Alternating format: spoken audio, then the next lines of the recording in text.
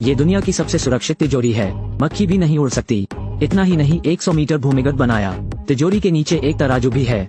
जब तक कोई अत्याचार करता है, भले ही यह थोड़ा असंतुलन पैदा करे, विस्फोट प्रूफ दरवाजा तुरंत बंद कर दिया जाएगा। इसके बाद तिजोरी में पानी डाला जाएगा, घुसपैठियों को अंदर डुबो। और ऐसा सरल डिजाइन, लेकिन इसे एक जीनियस लड़के ने क्रैक कर लिया। जियाओ शुई नाम का लड़का स्नातक स्तर की पढ़ाई से पहले प्रमुख कंपनियों द्वारा छीन लिया जाए। पेश की जाने वाली शर्तें अधिक से अधिक अपमानजनक होती जा रही हैं। शीर्ष हवेली, 10 लाख वार्षिक वेतन। जब तक वो सिर हिलाता है, मैं किसी भी अनुरोध का उत्तर दे सकता हूँ। लेकिन शाओ शुई अविचलित है, क्योंकि वो शोहरत और दौलत के पीछे नहीं है।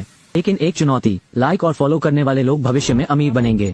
एक दिन एक आदमी उसे मिल गया। उस आदमी का नाम फिरौन है, एक ट्रेजर हंटिंग टीम का बॉस है।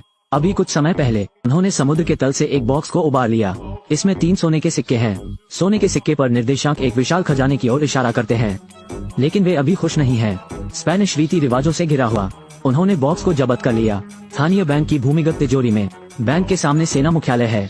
सैकड़ों सैनिक हमेशा कॉल पर रहते हैं, जबकि बैंक में हर कोना कैमरों और सेंसर से भरा हुआ है। और 24 घंटे कोई जांच करने के लिए, यहाँ तक कि सुरक्षा प्रमुख के पास भी देने के लिए बहुत कुछ है। वो आतंकवाद विरोधी इकाई के पूर्व कमांडर हैं। लाओ वांग का उद्देश्य जियाओ शुई की तलाश करना।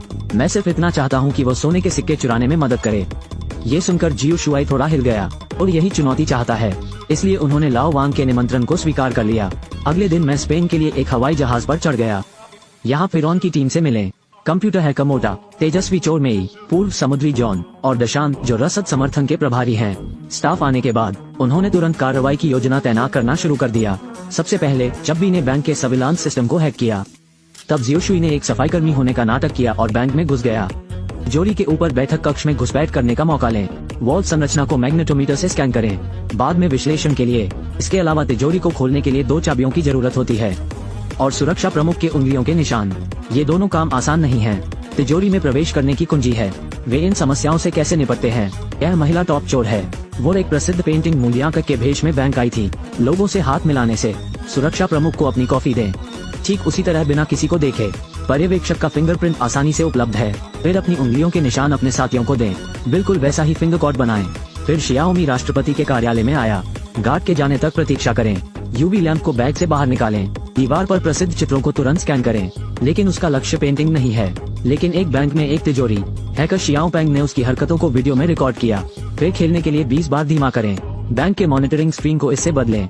यह आपको 2 मिनट खरीदता है। शाओमी ने जल्दी से तिजोरी ढूंढ ली। स्टेथोस्कोप जैसा कुछ चिपकाएं। इस समय निगरानी कक्ष में पहरेदार शाओमी की हरकतों को देख रहे थे। उसे क्या पता था कि वह पहले ही तिजोरी खोल चुकी है और तिजोरी की चाबी ले ली। उसने तुरंत लेजर स्कैनिंग शुरू कर दी। पैटी ने डेटा प्राप्त किया। 3D प्रिंटिंग तकनीक के जरिए सफलतापूर्वक चाबी बना ली। इस सब के बाद उसने चाबी वापस रख दी। इतने में अध्यक्ष अचानक आ गए। उनकी योजनाओं में बाधा डाली। अगर समय आता है, निगरानी में अध्यक्ष का अचानक आना संदेह पैदा करना लाजिमी है। मजा किया। शाओमी ने अपना मोबाइल फोन निकाला। उसे काम पर अपनी एक तस्वीर लेने दें। राज्यपाल ने तुरंत हामी भर दी, लेकिन वो अभी भी तस्वीर में है। शियाओमी उसे केवल थोड़ा पीछे कर सकता है। राज्यपाल आज्ञाकारी ढंग से कुछ कदम पीछे हटे। अंत में आखिरी सेकंड में गोली मार दी। सुरक्षा प्रमुख की नजरों से बच गया। दूसरी ओर शाओ शुई एक सफाईकर्मी के रूप में तैयार हुई और सम्मेलन कक्ष में आई। वो मेज के नीचे एक चुंबकीय स्कैनर का उपयोग करता है। नीचे तिजोरी की संरचना को स्कैन करें। लेकिन अभी आधे रास्ते में लोगों का एक समूह बैठक के लिए आता है। टेबल के नीचे जियाओ शुई को ब्लॉक करें। इस समय 2 और दस्तावेज गिर गए। ओह भगवान के लिए, उसके पास सोचने का समय नहीं था। अलार्म को ट्रिगर करने के लिए सीधे बिजली को अधिकतम चालू करें। जैसे सायरन बजता है, सभी कर्मचारी उठकर चले जाते हैं। बैंकों में भी तालाबंदी है। सब हॉल में इकट्ठे हैं। विपरीत पक्ष की सेना भी तुरंत रवाना हो गई। बैंक को घेर लिया और शाओमी ने अभी अभी दूसरी कुंजी को स्कैन करना समाप्त किया है। इसे वापस तिजोरी में रखने में बहुत देर हो गई। वो केवल चाबी ले जा सकती है। सौभाग्य से शाओ शुई हॉल में नहीं है। लोगों के ध्यान न देने का फायदा शाओमी उठाती है। उसे चाबी फेंक दो। जियाओ शुई चुपके से कार्यालय लौट आया। चाबी वापस रखो। उसने ये सब किया। एक सुरक्षा गार्ड कमरे में प्रवेश करता है। उसने चौंकने का नाटक किया और समझाया कि उसने अपने हेडफोन के साथ सायरन नहीं सुना। सुरक्षा को सफलतापूर्वक बरगलाया। सुचारू रूप से भाग निकला। और क्योंकि बैंक ने कुछ भी नहीं खोया, बस सबको जाने दो। वापस जाने के बाद उन्होंने तिजोरी की संरचना का विश्लेषण करना शुरू किया। लेकिन एक क्षेत्र ऐसा है जो धुंधला है। शाओ शुई ने विश्लेषण किया कि ये धुंधले स्थान अवश्य ही पानी होंगे। उन्होंने तिजोरी को पानी से घेर लिया। जब तक कोई अंदर घुसता है, पानी छोड़ने के लिए गेट खोलेंगे। लेकिन तिजोरी का निर्माण 70 साल से भी पहले हो गया था। उस समय इंफ्रारेड किरणें और सेंसर नहीं थे। उन्हें कैसे पता चला कि ब्रेक इन हुआ है? शाओ शुई ने एक पल के लिए सोचा। फिर जवाब दिया, वजन है। ये पता चला है कि तिजोरी के नीचे एक बड़ा संतुलन पैमाना है। जब तक वजन बदलता है तब तक तंत्र चालू हो जाएगा। लेकिन हम कैसे नहीं बदल सकते?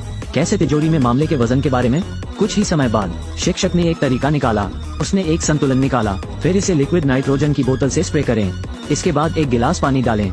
सूचक बिल्कुल नहीं चला। ये पता चला कि तरल नाइट्रोजन संतुलन को खराब कर देता है। इसे अस्थायी रूप से बेकार बनाओ। सभी मुद्दे हल हो गए हैं। उन्होंने इसे कल करने का फैसला किया। आदमी बैंक की छत पर हुक गन से निशाना साधता है। ट्रिगर खींचे। हुक सीधे लोहे के फ्रेम पर लटका हुआ है। फिर सुरक्षा बकल पर स्नैप करें। बैंक की छत पर जल्दी से स्लाइड करें। तीनों के आने के बाद सक्शन कप का प्रयोग करें। छत पर रखा शीशा हटा दो। टीम के साथी शियाओपांग ने निगरानी को लूप प्लेबैक में समायोजित किया। तीनों ने मौका पाकर सुरक्षा रस्सी के जरिए बैंक हॉल में प्रवेश किया। शियाओपांग के मार्गदर्शन में वे गार्ड को चकमा देने में सफल रहे। तिजोरी की ओर जाने के लिए वेंटिलेशन वाहिनी का उपयोग करें। तिजोरी के बाहर आ गया, लेकिन उनके सामने की खाई ने उन्हें रोक दिया। सौभाग्य से वे तैयार थे। भाई कियांग ने टेलीस्कोपिक सीढ़ी लगाई।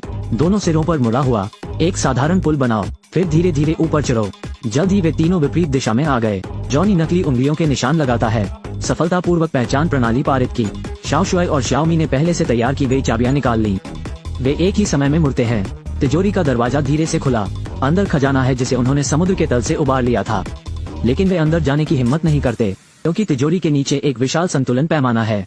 जब तक वजन में मामूली बदलाव होता है तब तक तंत्र चालू रहेगा। इस समय योजना के अनुसार दशान तराजू के आधार पर तरल नाइट्रोजन का छिड़काव करें। जल्द ही संतुलन जम गया और बेकार हो गया। तिजोरी का फर्श भी जमने लगा है। जियो शुआई धीरे धीरे अंदर आई। संतुलन का सूचक नहीं बदला। उन तीनों को राहत मिली। सोने के सिक्कों के लिए चक्कर लगाना शुरू करें। ज्यादा समय नहीं हुआ जब शाओमी ने उसे ढूंढा, लेकिन फिर तरल नाइट्रोजन धीरे धीरे गायब हो जाती है। सुरक्षा ने किसी को तिजोरी में प्रवेश करते पाया। किसी को अभी जांच के लिए भेजें। ये जा रहे हैं। भाई कियांग ने अचानक पिस्तौल निकाली। पता चला कि वो सोने के सिक्के चुराना चाहता था। इस दौरान अचानक संतुलन बिगड़ गया। अंक को ट्रिगर किया। स्टील का दरवाजा जल्दी बंद हो जाता है। वे अंदर फंस गए हैं। फिर स्लूस ने पानी छोड़ना शुरू किया। 2 मिनट से भी कम। यहाँ पूरी तरह जलमग्न हो जाएगा। भाई कियांग एक मास्टर गोताखोर है। वो पानी में कूद गया। सोने के सिक्कों के साथ पानी के इनलेट से तैरें। शाओ शुआई और शाओमी दयनीय होंगे। बस अंदर डूबने का इंतजार कर रहा हूँ। अचानक जियो शुआई ने कुछ सोचा। उसने दशान से तरल नाइट्रोजन की बोतल को तराजू पर रखने को कहा। तराजू को यह महसूस होने दो कि पानी भर गया है। इससे पानी का इंजेक्शन बंद हो जाएगा। दशान ऐसा करने में जल्दबाजी करता है। सभी तरल नाइट्रोजन की बोतलें डाल दें। कुछ देर बाद गेट बंद कर दिया गया। जल्द ही पानी भी निकल गया। सुरक्षा तिजोरी में प्रवेश करने तक प्रतीक्षा करें। वे जा चुके हैं। पता चला कि दोनों वेंटिलेशन पाइप के जरिए फरार हो गए। फिर भीड़ में मिला दिया। स्पेनिश जर्सी पर रखो। कतर में वर्ल्ड कप देख रहे फैंस के बीच छिप गए। सफलतापूर्वक भाग निकला। यह अफसोस की बात है कि सोने के सिक्के अभी भी भाई कियांग द्वारा ले लिए गए थे। लेकिन लाओ वांग के चेहरे पर मुस्कुराहट थी, क्योंकि उन्हें पहले ही पता चल गया था कि भाई कियांग को कोई समस्या है। इसलिए मैंने किसी को पहले ही 3 नकली सिक्के बनाने को कह दिया।